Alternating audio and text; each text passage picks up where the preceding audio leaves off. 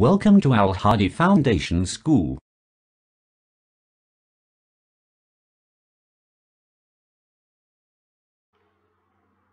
Bismillahirrahmanirrahim. Assalamu alaikum dear students.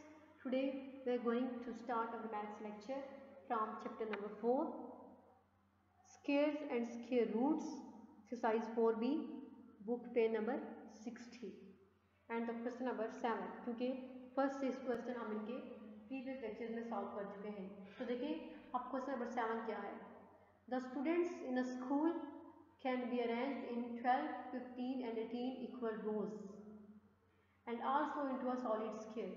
एक school है, ठीक है, उसमें जो स्टूडेंट्स हैं उनको 12, 15 और 18 इक्वल बराबर कितारों में ऐसे अरेंज किया जाता है कि वो क्या बन जाए, एक सॉलिड स्क्वायर बन जाए. What is the lowest number of students that can be in the school. तो आप ये बताएं कि उस स्कूल में कम से कम नंबर ऑफ स्टूडेंट्स कितने होंगे, एटलीस्ट उस स्कूल की स्ट्रेंथ कितनी होगी, उस स्कूल में स्टूडेंट्स कितने होंगे. तो हिंट है आपके पास, फाइंड द एलसीएम, कि हमारे पास जो नंबर गिवन है 12, 15, 18 उनका एलसीएम फाइंड करें. ठीक है, अब देखें सबसे पहले अब सोल्यूशन में हमारे पास जो नंबर है वो क्या है, 12, 15 और 18. जब हम इनका अगर थे एलसीएम फाइंड करेंगे तो देखिए अब 12 is an even number, 15 is an odd number and 18 is an even number. अब इवन नंबर पे 2 का टेबल जाता है क्योंकि इवन नंबर्स होते ही वही है जो 2 के टेबल से डिवाइड हो सकते हैं. जब 12 को 2 से डिवाइड करेंगे तो आंसर क्या होगा, 6. 15 2 से डिवाइड नहीं हो सकता और जब 18 को 2 से डिवाइड करेंगे तो आंसर क्या होगा, 9. अब यहाँ पे 9 भी अब एक ऑड नंबर आ गया है, वो 2 के टेबल से डिवाइड नहीं हो सकता.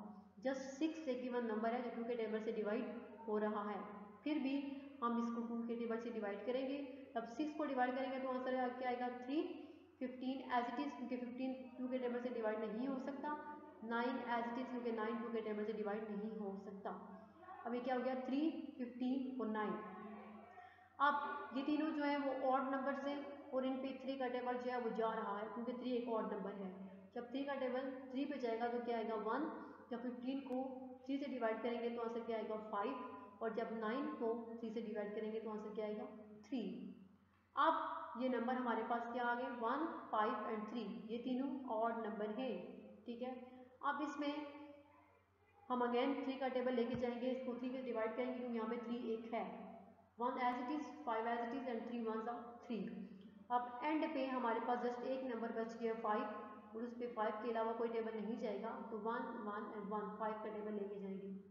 अब देखिए यहाँ पे प्राइम फैक्टर्स लिखेंगे इसके 2 2 3 3 एंड 5.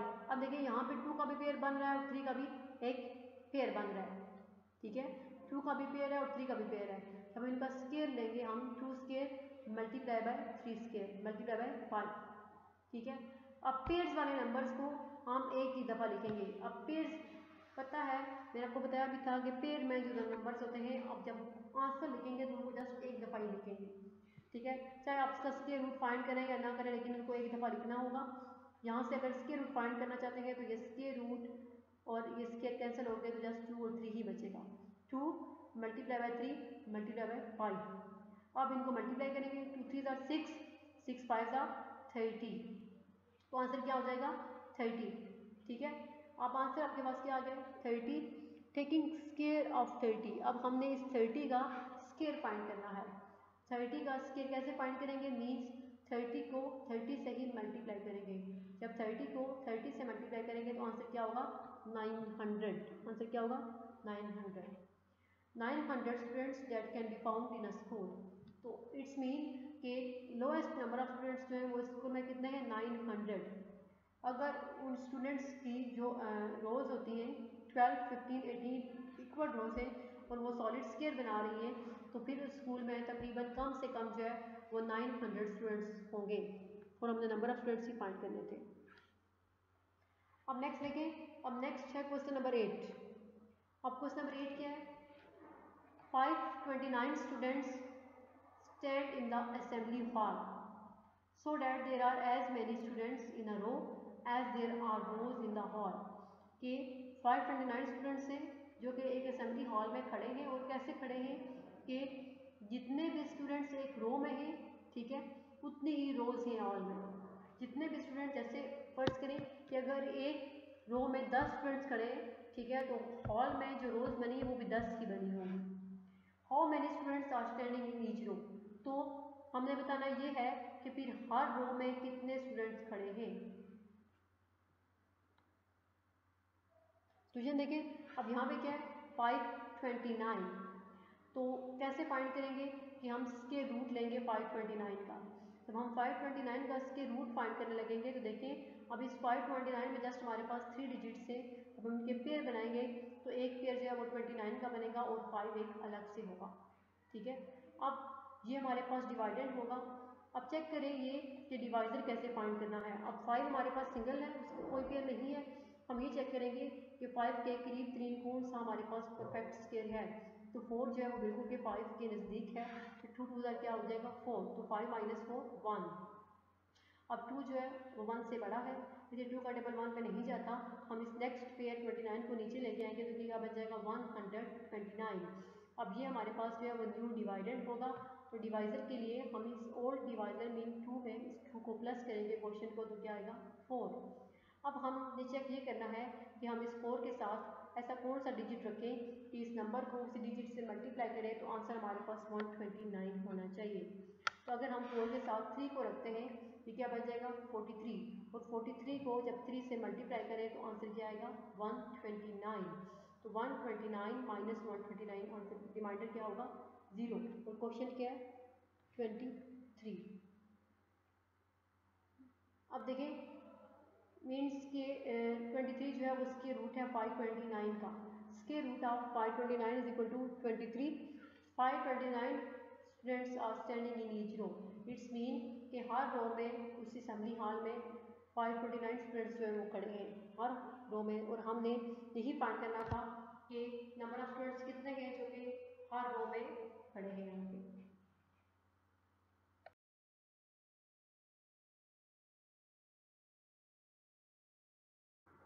अब नेक्स्ट है वो है question number 9 exercise for B.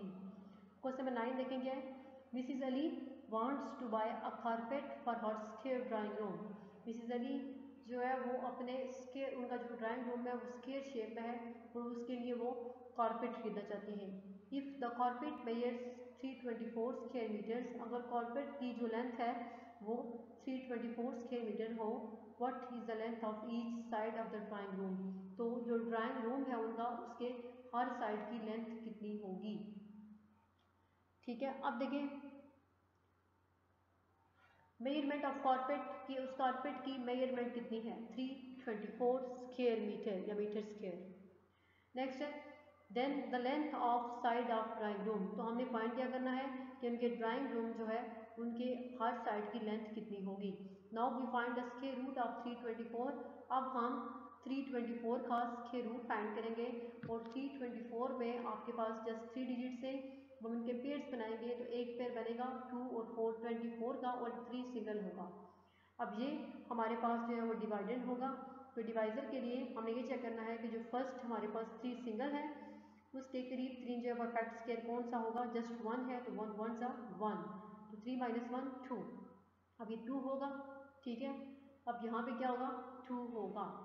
अब ये 2 नेक्स्ट हम जो पेयर होगा उसको नीचे लेके आएंगे तो क्या होगा 24, 224 बन जाएगा। अब यहाँ पे हमने क्या किया, इस ओल्ड जो हमारे पास डिवाइजर था 1, उसमें इस क्वोशंट, इसको वाले क्वोशंट हम यहाँ पे 1 को ऐड करेंगे, तो ये 1 प्लस 1 क्या हो जाएगा 2, ये 1 प्लस 1 जो है वो 2 के इक्वल होगा।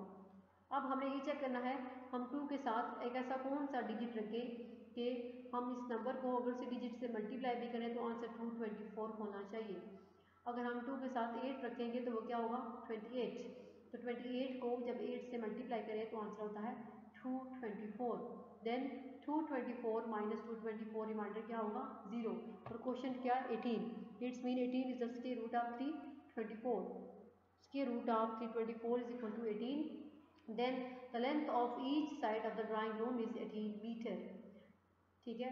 तो इनके जो ड्राइंग रूम है उसके हर साइड की लेंथ कितनी होगी 18 मीटर, और हमने जस्ट यही लेंथ फाइंड करनी थी। अब नेक्स्ट देखिए, अब next question number 10, question number 10 क्या है, Mariam wants to buy a table cloth that covers her square table top completely. Mariam जो है वो एक अपने टेबल के लिए कपड़ा खरीदना चाहती है, डेट कवर जो कि उसके जो स्क्वायर उसका जो टेबल है, ठीक है, टेबल की जो ऊपर वाली सतह है उस वो स्क्वायर फॉर्म में है, और वो टेबल क्लॉथ ऐसा खरीदना चाह रही है कि वो उस पूरी जो टेबल टॉप है उसको कवर कर ले। If the area of the table cloth is 6400 square centimetres, अगर जो टेबल क्लॉथ वो खरीद रही है उसका एरिया जो है वो 64 सेंटीमीटर स्क्वायर होगा, then what is the length of the side of the table, तो ये बताएं कि जो टेबल है उसके एक साइड की लेंथ कितनी होगी। तो सोल्यूशन देखें, अब सोल्यूशन सबसे पहले है एरिया ऑफ टेबल क्लॉथ, कि जो टेबल क्लॉथ वो खरीदना चाह रही है उसका एरिया कितना है 6400 centimetre square. Then the length of the side of the table, तो फिर टेबल के एक साइड की लेंथ कितनी होगी ये हमने फाइंड करना है। इसके लिए we have to find square root of 6400, हम 6400 का स्क्वायर रूट फाइंड करेंगे। अब देखिए 6400 का स्क्वायर रूट जब फाइंड करेंगे तो इसमें जस्ट 4 डिजिट से जब पेयर्स बनाएंगे तो 2 पेयर्स बनेंगे, एक पेयर जो है 0 और 0 का होगा और सेकंड पेयर 64 का होगा। जब पेयर्स बनाएंगे तो देखें अब जो फर्स्ट हमारे पास पेयर है वो क्या है 64, और उसके बिल्कुल करीब या इक्वल जो है स्क्वायर रूट आता है वो भी स्क्वायर जो है वो भी 64 ही है, तो 8 का क्या होगा 64, तो रिमाइंडर क्या होगा 0, ठीक है। और ये जो हमारे पास 2 जीरोस का पेयर होगा क्वेश्चन में जब जाएंगे तो एक 0 बच जाएगा, तो ये क्या होगा 80। It's mean 80 is the square root of 6400, 64 का 100 का स्क्वायर रूट जो है वो 80 सेंटीमीटर के इक्वल होगा।